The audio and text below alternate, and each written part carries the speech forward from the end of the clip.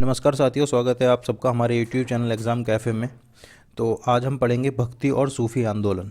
तो ये medieval history का सबसे बोरिंग टॉपिक है और इसमें कोई भी इंटरेस्ट नहीं आने वाला किसी को, क्योंकि सबसे बड़ी बात क्या है ना, इसमें आप लिंक नहीं कर सकते। जैसे मान लो हमने नाम लिया कबीर दास का, तो वो अपने आप में संपूर्ण है। बस हम यही देख सकते हैं कि वो किस सुल्तान के शासनकाल में थे या किसके कॉन्टेम्प्रेरी थे, बस यही चीज़ें एक दो देख सकते हैं। लेकिन सबसे अच्छी बात क्या है, इसमें से क्वेश्चन भी बहुत गिने चुने आते हैं, बहुत कम आते हैं। तो जो क्वेश्चन आने लायक हैं और जो याद हो सकते हैं, हम बस उन्हीं को पढ़ेंगे। बाकी हम फालतू में पढ़ते रहें तो वो याद तो होते नहीं है, कितनी भी कोशिश कर लो। नए एग्जाम में कभी आए हैं तो हम उनसे अभी देखेंगे नहीं, क्योंकि हमारा टारगेट है एग्जाम से पहले जितना जल्दी हो सके पूरा रिवीजन करना। ठीक है, तो यहाँ से हम शुरू करते हैं। पहला क्वेश्चन है, दक्षिण भारत में भक्ति आंदोलन की शुरुआत किसने और किस शताब्दी में की थी? तो ये थे आदि शंकराचार्य। ठीक है, 8वीं शताब्दी में करी थी इन्होंने, और ये थे शंकराचार्य इनका नाम था। 8th सेंचुरी में इन्होंने भक्ति आंदोलन की शुरुआत की थी। ये साउथ इंडिया में करी थी इन्होंने। ठीक है, तो ये हमें ध्यान रखना है कि शुरुआत कहाँ से हुई थी भक्ति आंदोलन की? साउथ इंडिया से हुई थी। और हमसे कोई पूछे कि नॉर्थ इंडिया में किसी ने कौन लेके आया था इस भक्ति आंदोलन को, तो वो थे रामानंद। ठीक है, चलते हैं आगे। भक्ति आंदोलन का प्रसार किसने किया? ये अलवरा संत और नायनार संत। ये क्या होते हैं अलवरा संत? ये तो होते हैं वैष्णव को मानने वाले, जो विष्णु की पूजा करते हैं, वैष्णव। और नायनर कौन होते हैं? ये होते हैं शैव संप्रदाय वाले लोग। यहाँ से हम याद कैसे कर सकते हैं? शिव जी का तीसरा नेत्र होता है ना, नयन, तो यहाँ से हम ऐसे याद कर सकते हैं, नयन। तो ये वैष्णव के और ये शैव संप्रदाय के, इन्होंने इसका प्रचार प्रसार किया था, जो भक्ति आंदोलन है। अगला क्वेश्चन है, शंकराचार्य का सिद्धांत क्या था? इनका सिद्धांत था अद्वैतवाद। अब ये अद्वैतवाद क्या होता है? देखो, डिटेल में तो ना मैं बता पाऊंगा ना आप समझ पाएंगे, क्योंकि ये अद्वैतवाद, विशिष्ट अद्वैतवाद, ये वो समझते हैं जिनका सब्जेक्टिव फिलोसफी होता है। जो यूपीएससी की तैयारी में जो अपना ऑप्शनल सब्जेक्ट फिलोसफी लेते हैं ना, उनको बहुत डिटेल में जाना होता है। लेकिन हम अद्वैतवाद से बस इतना समझ सकते हैं यहाँ पर, बेसिक बेसिक।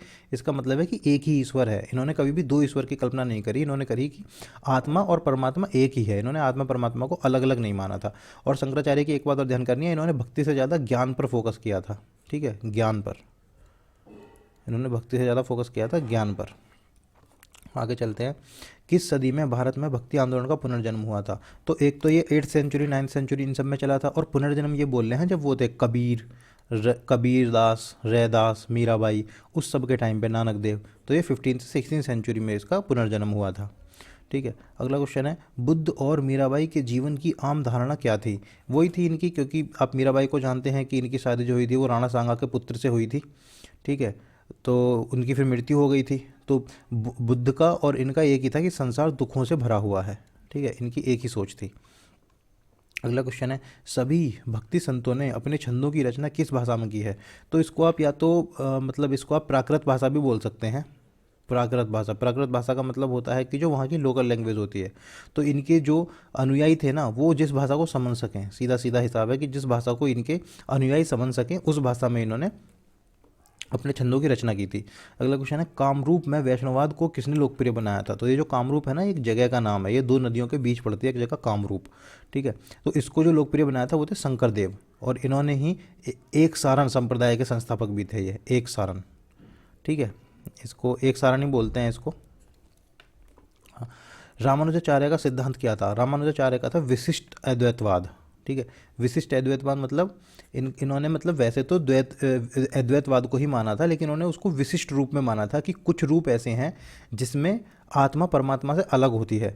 इनका सीधा सीधा कहना मतलब क्या था? देखो, बेसिक इनका ये कहना था कि वैसे तो आत्मा और परमात्मा एक ही है, लेकिन इस संसार में आत्मा अलग है और वो भक्ति के द्वारा ही परमात्मा में विलीन हो सकती है। ठीक है, इसी को सनातन धर्म में मोक्ष भी कहा गया है। तो इसको हम या तो मोक्ष के नाम से भी हम इसे समझ सकते हैं। ठीक है, मोक्ष।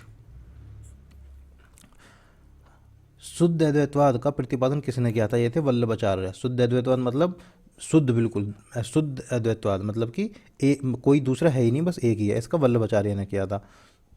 तो वल्लभाचार्य का जन्म स्थान क्या है? यह है चंपारण्य। चंपारण्य के अगर हम जंगल लिखे तो और बढ़िया होगा, चंपारण्य के जंगल। ठीक है, इनका जन्म चंपारण्य के जंगलों में हुआ था। द्वैतवाद का सिद्धांत किसने प्रतिपादित किया था? ये थे माध्वाचार्य। इन्होंने कहा कि ईश्वर और आत्मा अलग अलग है। ईश्वर, आत्मा कभी भी ईश्वर में नहीं जा सकती, ईश्वर और आत्मा कभी भी एक नहीं हो सकते। यह था माध्वाचार्य का कहना। साखी, शबद, रमैनी और बीजक किस संत की रचनाएं हैं? ये है कबीरदास की। ठीक है, ये तो सबने बचपन से ही पढ़ा होगा, जब बचपन में हिंदी पढ़ते थे, साखी, शबद, रमैनी और बीजक। कबीर के गुरु कौन थे? ये थे रामानंद, कबीर के गुरु रामानंद, जिन्होंने नॉर्थ इंडिया में उत्तर भारत में भक्ति आंदोलन की शुरुआत की थी, रामानंद। ठीक है, अगला क्वेश्चन है कबीर और धर्मदास के बीच संवादों के ग्रह का शीर्षक क्या है? यह है अमरमूल। ठीक है, अमरमूल मतलब एक टाइटल है, जो इनका जो संवाद हुआ था उसको एक चीज़ में कंपाइल कर दिया गया है, उसका नाम है अमरमूल। मूलकदास का जन्म स्थान क्या था? ये था कड़ा, कड़ा। ठीक है, मूलकदास का जन्म स्थान कड़ा। बीजक कबीर और नानक देव किस सुल्तान के समकालीन थे? ये थे सिकंदर लोदी के। अब देखो इनका अगर हम थोड़ा सा देखें तो इनका जो जन्म हुआ था ना वो 1469 में हुआ था। ठीक है, 1469 में हुआ था और लगभग 1530 तक ये इनके थे। थोड़ा बहुत इधर उधर हो सकता है, मोस्टली इनका टाइम पीरियड यही था। कबीर बहुत ज़्यादा नहीं दिए थे। कबीर का जो था वो 1398 में ही इनका जन्म हो गया था और ये 1518 में इनकी मृत्यु हुई थी। ठीक है, तो ये लगभग 120 साल जिए थे। तो ये दोनों देखो बीच में इनका कॉमन टाइम आ रहा है ना, उस टाइम पे कौन रहा होगा? सिकंदर लोदी था उस टाइम पे। ठीक है, सिकंदर लोदी पढ़ा था ना हमने, सिकंदर लोदी दिल्ली सल्तनत में पढ़ा था सिकंदर लोदी हमने। चलो भगवान शिव को समर्पित कितने ज्योतिर्लिंग हैं? ये तो बहुत बेसिक क्वेश्चन है। 12 ज्योतिर्लिंग हैं भगवान शिव को समर्पित।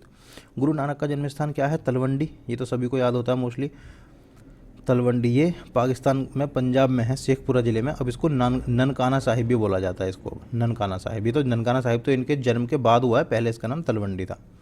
नेक्स्ट, मीराबाई किसकी समकालीन थी? तो ये तुलसीदास, चैतन्य महाप्रभु, तुलसीदास की भी, चैतन्य महाप्रभु और गुरु नानक देव, इन सब की ही ये समकालीन रही थी। क्योंकि लाइफ स्पैन तो बड़ा बड़ा भी होता है ना लोगों का, तो ये इनके मतलब जब वो भी जीवित थे और ये भी जीवित थे, समकालीन का सीधा सीधा मतलब है। मीराबाई के पति कौन थे? ये थे राजकुमार भोजराज, मीराबाई के पति। राजकुमार भोजराज मीराबाई के पति थे। और ये किसके बेटे थे राजकुमार भोजराज? ये बेटे थे राणा सांगा के। राग गोविंद किसने लिखी? राग गोविंद भी मीराबाई ने लिखी है। इसमें कोई बहुत ज़्यादा ऐसी कोई कहानी टाइप कुछ है नहीं, तो इसमें तो बस ये है कि जितना बेसिक बहुत बेसिक क्वेश्चन है वो याद करने हैं। बाकी हम इससे अगला जो टॉपिक है ना, फिर हम मुगल में एंटर कर रहे हैं। बहुत इंटरेस्टिंग चीज़ें आने वाली हैं, उनमें मज़ा आएगा पढ़ने में, और वो चीज़ें याद भी आसानी से होती हैं क्योंकि हमें उनका बेसिक थोड़ा थोड़ा पहले से ही पता है, बाबर का, अकबर का, ये सब। भक्ति आंदोलन के कौन से संत इस्लाम से प्रभावित थे? ये थे नामदेव। ठीक है, ये मतलब इस्लाम में काफ़ी इनकी रुचि थी और ये इस्लाम को बहुत मतलब एक कह सकते हैं क्यूरियोसिटी से देखते थे। चैतन्य महाप्रभु का जन्म स्थान क्या था? ये था बंगाल का नादिया जिला। इन्होंने बंगाल में भक्ति आंदोलन की शुरुआत करी थी और ये श्री कृष्ण की भक्ति से रिलेटेड है चैतन्य महाप्रभु। तुलसीदास किसके समकालीन थे? ये थे अकबर और जहांगीर के समकालीन। अकबर और जहांगीर, ये क्वेश्चन तो बहुत बार आया हुआ है, तो इसको तो हम इंपॉर्टेंट बोल सकते हैं। ये तो मतलब कई बार रिपीट होता है और ये आसान भी है याद करना। तुलसीदास अकबर और जहांगीर के समकालीन थे। रामचरितमानस तुलसीदास ने लिखी है। ठीक है, गीतावली, कवितावली और विनय पत्रिका किसने लिखी हैं? ये भी तीनों तुलसीदास ने लिखी हैं, गीतावली, कवितावली और विनय पत्रिका। नामदेव किस संप्रदाय संबंधित है? इनका संप्रदाय है वारकरी संप्रदाय। नामदेव, ये वही नामदेव हैं जो इस्लाम से काफ़ी प्रभावित थे। नेक्स्ट क्वेश्चन है भक्त तुकाराम किस मुगल बादशाह के समकालीन थे? ये थे जहांगीर के। भक्त तुकाराम की कथाएं आपने सुनी होंगी जरूर, टीवी पे भी आती हैं इनकी। तो ये थे जहांगीर के समकालीन। भारत में चिश्तिया सूफ़ी है, ये सूफू नहीं है, चिश्तिया सूफ़ी और ये आदेश नहीं है। चिश्तिया सूफ़ी किरम कह सकते हैं हम। चिश्तिया सूफ़ी किरम की स्थापना किसने की थी? ये थे ख्वाजा मोइनुद्दीन चिश्ती। ये ऐसा नहीं है कि इन्होंने ही शुरुआत की थी, भारत में इन्होंने शुरुआत की थी। पहले तो जो दूसरे देशों में थे वो तो अलग थे, उनको हमें पढ़ना भी नहीं है। ख्वाजा मोइनुद्दीन चिश्ती। ख्वाजा मोइनुद्दीन चिश्ती किसके शिष्य थे? ये थे ख्वाजा उस्मान हारूनी के शिष्य। ख्वाजा मोइनुद्दीन चिश्ती ख्वाजा उस्मान हारूनी के शिष्य थे। शेख निज़ामुद्दीन औलिया किसके शिष्य थे? ये बाबा फरीद के शिष्य थे। अब बाबा फरीद कौन थे पता है? बाबा फरीद थे इल्तुतमिश के दामाद थे बाबा फरीद।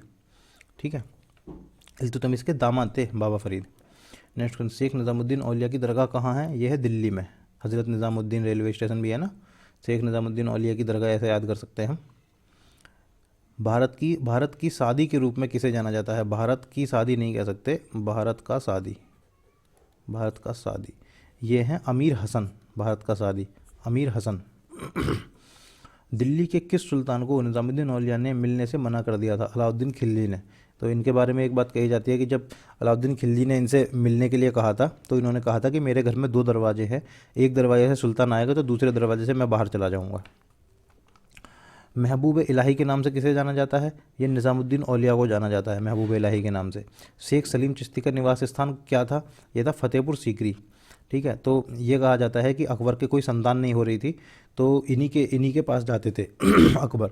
उसके बाद उन्हें उनका बेटा जहांगीर पैदा हुआ। जहांगीर का जो नाम पता ही होगा आपको, बचपन में सलीम था। तो इन्हीं के नाम पर उन्होंने, शेख सलीम चिश्ती के नाम पर ही अकबर ने अपने बेटे का नाम भी रखा था। फतेहपुर सीकरी में रहते थे ये जिसे शेखुल हिंद के नाम से भी जाना जाता था। शेख सलीम चिश्ती को ही शेखुल हिंद के नाम से जाना जाता था, शेख सलीम चिश्ती।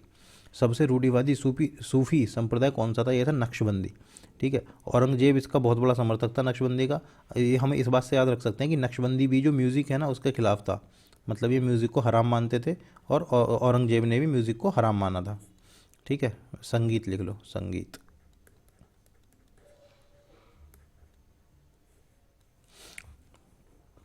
तो यही है इसमें भक्ति आंदोलन में।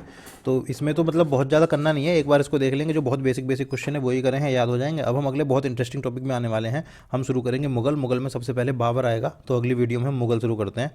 नमस्कार दोस्तों।